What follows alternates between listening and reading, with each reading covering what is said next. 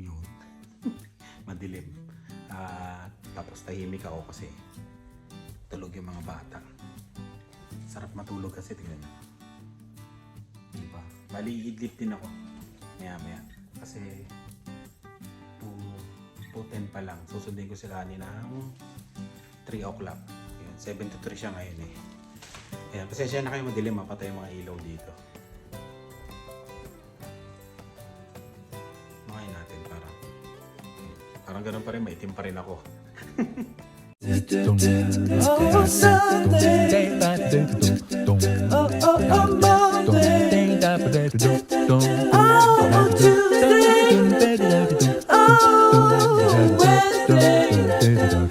Wednesday. Oh, Thursday. Oh. Tingnan nga natin yung binili natin na 129. Ayun, oh. Oo nga. Kailangan nga palalagyan ng ano to. Parang sasalo sa kanya, no?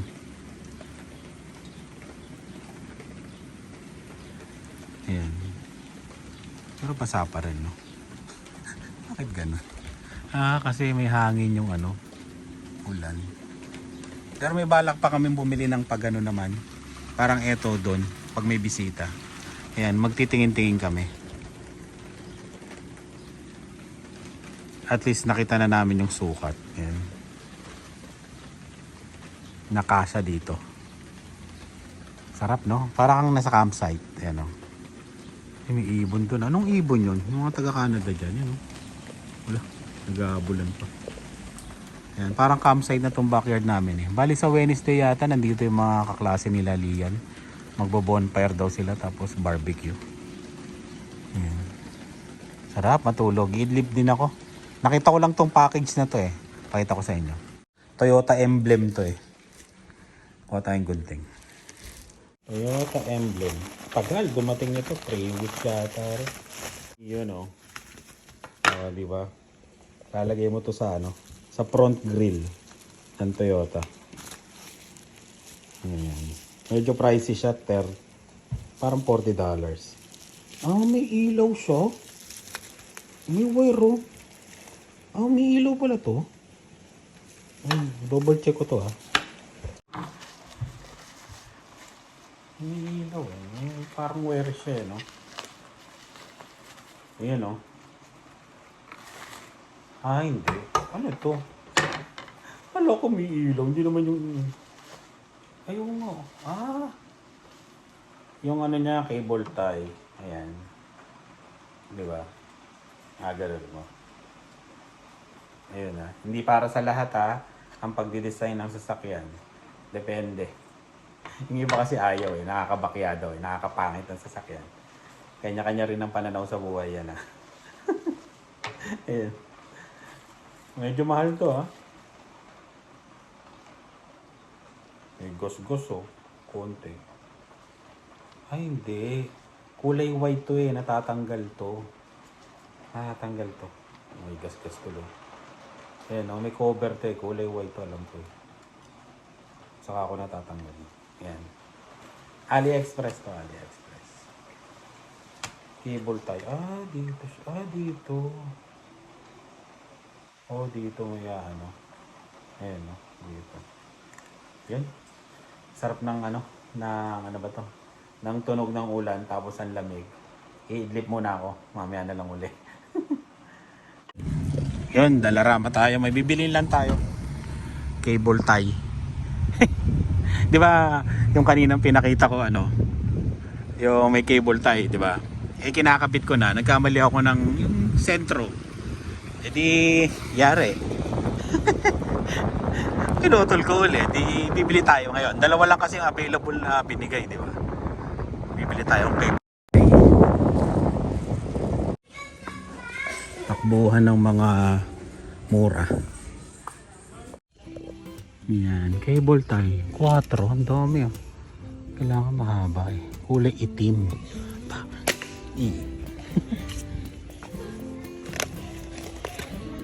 Kailangan ko ng itim, walang itim.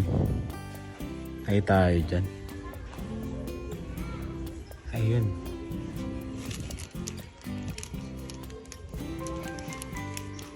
Ito ang pinakamaganda, mahaba. Diba? Okay. $1.50. Let's go. Kasama ko nga pala itong Tim Hortons. Oh, bayad mo. Uber to ah. Kambit na natin ngayon. Nakabili na tayo eh. Kahit magkamali tayo ng ilang beses, ang dami nito eh. Ang daming cable tie ito. Ay, ewan ko lang. Kambit na natin. Yun, nilalagay ko siya kanina sa gitna. Hindi pala siya bagay. Para naka-emboss siya eh. Nung naisip ko sa baba, parang umokay, di ba? Oh, di ba? Diyan ko na lang ilalagay. Dito kasi medyo alangan siya, alangan. Wala siyang paglalagyan. Doon pwede, malaki grill nun eh. Pero dito sa baba siya, which is parang may accent sa baba. Yun. Kaya ko na, tali tuloy. Pipix ko na siya. Yun. Oh, diba? Sa baba. Nahirapan lang ako sa cable tie. Pasok. Pero okay na. Itatago pa kaya yan. Yun Ito. Itong mga nagasgas. Alam ko kulay puti ito eh. Matatanggal to eh. Teka lang hanapin ko muna. Ang dami, diba? Ang dami ko nagamit. Pero okay na. No, nailagay ko na. Wow. Ang pangit. Yan. Ganyan ang itsura niya. Diba?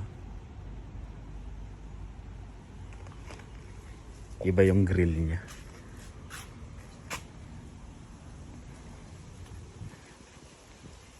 Pwede na.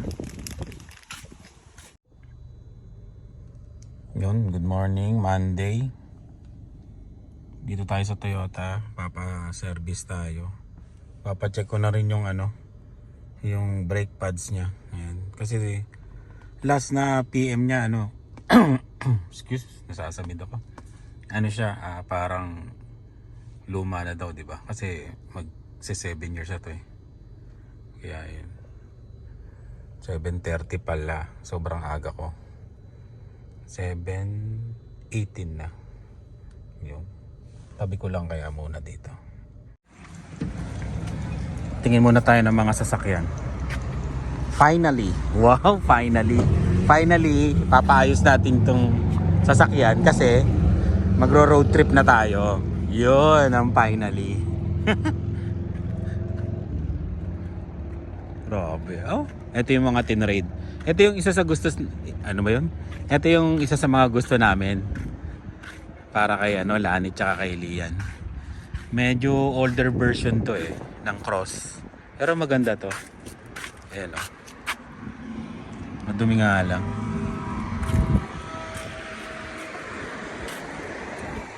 Oo, maganda to. Ayan Cross, Highlander, Grand Highlander. Ayan. Kung tatanungin nyo kami, maingay kasi may tren hindi. May tren dito dadaan. Ayun, bakit hindi kami kukuha ngayon ng sasakyan? Inihintay ko yung bagong model ng Highlander kasi magpapalit siya ng mukha eh. Yun na lang ang inihintay namin. Tapos doon kami kukuha. Baka magsisi kami pag Highlander na ganito, di ba? Eh sayang din naman, magbabago. Sabi nila magbabago na daw eh. Ito yung Grand Highlander. Ito sana yung choice namin nung una pero sobrang laki. Oh, may road trip to. May mga bags Ayan. Diba? Ayun. Nandun naman yung mga 4Runner. Ito Grand Highlander. Marami pa dun eh. Sienna, tignan natin. Ano natin to? Ito ang GR. Ano to? Electric? Walang Sienna. Anong electric to? Oo. Ganda ng monitor. Ang laki oh. Ah, Benza. Benza pala yan. Ito maganda oh. Corolla GR. Oh, grabe yun ah. Tingnan natin ang presyo.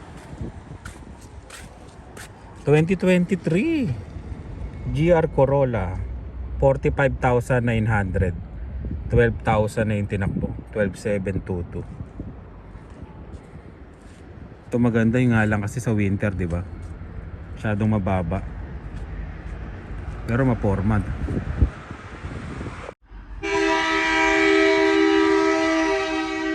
Hala kasi no? Yan ang uso dito sa Canada eh. Lalo na kami, prairie kami, di ba? Daming release and trend.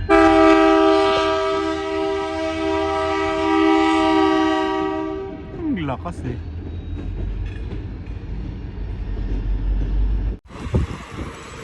Pasok na sana ako. Tignan natin tong 4Runner. Ito yung isa sa pinakagusto ko rin. 4Runner. Forma nito eh, no? Ito ang tinatawag na Sana All. Magkano kaya by weekly nito? TRD Sport to. Yun no. Forma no. Grabe. Walang balahaw to. Oo, walang balahaw. Bihirang-bihira ka. Mabalahaw dito. Ito pa yung Tacoma oh, Trail Hunter. Naka-setup na no. Gold na yung ano niya, bronze. Grabe no. Yun no. May Toyota siya dito. Panis. Ganyan din yun sa akin, di ba, sa harapan. Sa baba ko nilagay. Ganda eh no. Trail Hunter Tacoma. Ang laki na ng Tacoma no. Malaki na kaya likod nito. Forma no. Gusto ko yun no. Yung may Toyota sa harapan. Sienna. Ganda rin no. Grabe, laki na rin ng screen. Laki ng screen no. 13.1 din katulad sa akin. Katulad no. Ito ang malupit. Ang dumi. Ulan kasi ng ulan eh. Wait pa tayo. 3 minutes. Sarap bumili ng ano eh no, ng bagong sasakyan. Iniisip mo lang yung ano, bayarin. Ano kasi itong sasakyan na to ano, tapos na, hindi na ito kumakalta sa bangko ko. Kaya i-enjoyin ko muna yung ano, yung ano ba to? Hindi niya pagkaltas, 'di ba, sa sahod ko. Bali 369 to bi weekly. Yun ngayon yung ano, hindi na kumakaltas. Kaya finally, 'di ba? Finally. Finally, ano na to, tapos na, di ba? At yun, pwede na tayong kumuha ng sasakyan kung gusto natin, pero ini-enjoy ko muna. At saka pinalitan yung ano, yung mukha ng RAV4, di ba? Bagong RAV4. Ibig sabihin, susunod papalitan na rin yung ano, yung ano ba to, Highlander. Kaya yun yung iniintay namin na pagdesisyonan namin. Naintayin ko na lang yung ano, yung RAV4. Yan. Ay, RAV4 yung Highlander, yung bagong mukha ng Highlander, di ba? Eh okay pa naman kami dito. Taste muna, sabi nga nila. Pero bakit hindi, di ba? Yung iba nga walang sasakyan, di ba? Ano, kaya yun, ano lang, ito na lang muna. Ayan. Sa mga nagtatanong na tingin kami ng tingin, bakit hindi kami bumili dati? Yun, ito po yung naging desisyon namin ngayon. Ayan, kaya wait lang, wait. Pero kung hindi makapag-intay, malay mo, hindi na tayo magsasabi ng tapos, magsasalita ng tapos, ibibili tayo, di ba? Ayan. Uy, 7:30 na.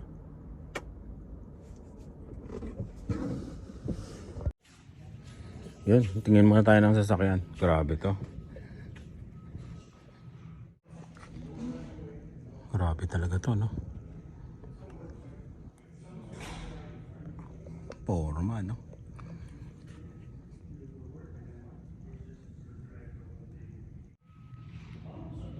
Sold, no? Hybrid. Sienna. Sarado to. Alamang sarado. Oo.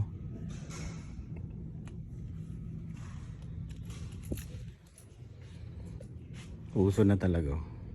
Yung ganito. Sa harapan. Ganda eh, no? Wala na yung logo. Pero sa akin, nilagay ko sa baba para maiba. Kasi hindi kasya doon. Para siya naging plate number. Ayun. Yun, tapos na. Babalik pa ako dito sa 21 para yun, may chicken pa. Kaya uwi na tayo. Ay, buhayin pala natin yung Uber bago tayo umuwi, no? Para habang pauwi tayo, mali mo tumunog. Ayun. Uwi muna tayo. Yun. Ayun, grabe ngayon ang araw. Ay. Siyempre, as usual, rest day. Nakabiyahe tayo ng konti. Bawiin natin yung yung nagastos natin. Pero maano naman natin yon, ano ba to? May papasa naman natin sa Uber yon, di ba? Yung mga nagastos. Bali, ang nagastos lahat sa pagpalit ng engine oil, change oil, nasa 300 plus yahat yon.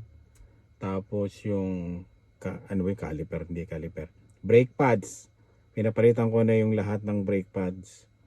Nasa 200 plus yon, yung niya, yung parts niya, pero yung labor niya kulang-kulang 500. Kasi parang may ginawa pa sila dun sa may mga rotor, parang minachine shop pa nila na parang basta may ginawa silang ganun. Yun, hindi ko alam eh. Ayun, bali ang labor grabe 500. Bali lahat kung 860 plus tax na lahat yun eh. Plus yung yung 300 plus. Nasa kulang-kulang parang sabi mo ng mga 1,200 lahat ng gastos natin sa maintenance ng sasakyan. Ayun, bigat, di ba? Pero ngayon lang yan, ngayon lang sa tagal kong dinadrive, ngayon ko lang pinaano yung brake pad, tapos yung engine oil. Kasi every 96,000 pala yung yung engine oil. Ngayon, tapos yun, yung change oil. Kaya okay na. Kumita naman tayo ng mga linggo, di ba? Iba't ibang linggo. Ayun. Kaya may pambayad tayo doon sa ating pa-maintenance. Yun lang, at least, di ba? Yung mainit, ang init. Hindi, yung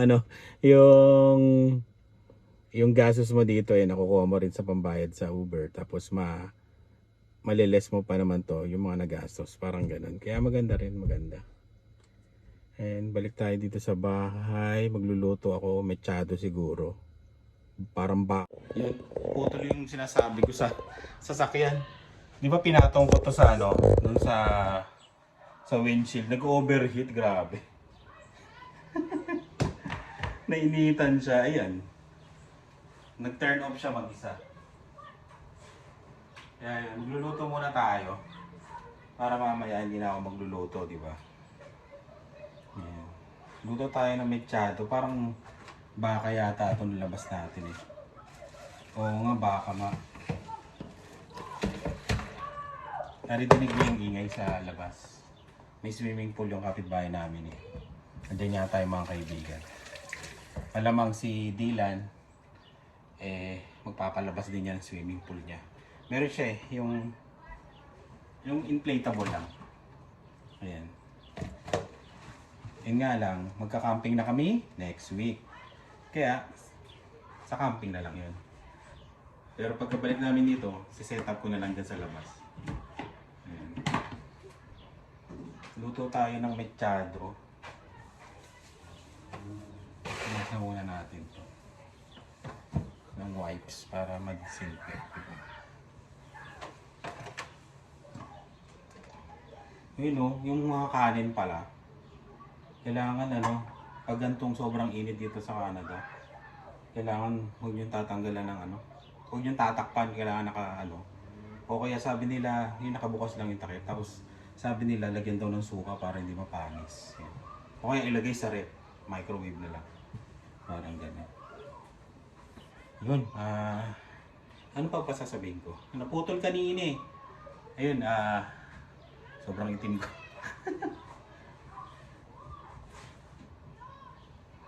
Ayun, ano na lang.